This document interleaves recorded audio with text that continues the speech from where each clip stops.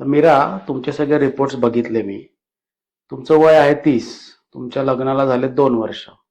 आणि तुम्ही आता गेले 4-6 महिने झाले फक्त प्रेग्नन्सीचा प्रयत्न करताय. सो एवढ्या लवकर मीरा तुम्हाला आणि नकुल तुम्हाला लगेचच काही IVF ची गरज नाहीये.